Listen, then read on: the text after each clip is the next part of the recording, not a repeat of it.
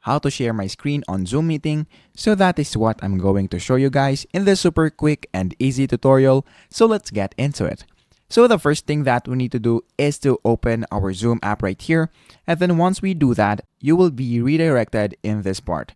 So what we're going to do is to click new meeting right here. So click new meeting and then click start. Once you click start, you will be in this meeting right here. So what we're going to do next is to click this share button.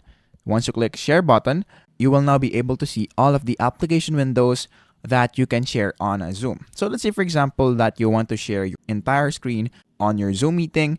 So all you have to do is to click this. And then once you click that, click share. Now, if you only want to share an application window and you don't want to share all of your screen, all you have to do is to just choose one of the application windows right here. So let's say, for example, that we want to share this. So click this one and then click share. And then once you do that, we are now sharing this window. Now, if you want to end it, all you have to do is to click this stop share. You will now share your video again. So that is basically it. All you have to do is to click share and then just choose whether you want to share your entire screen or the application windows. So that is basically it. That is how to share my screen on a Zoom meeting.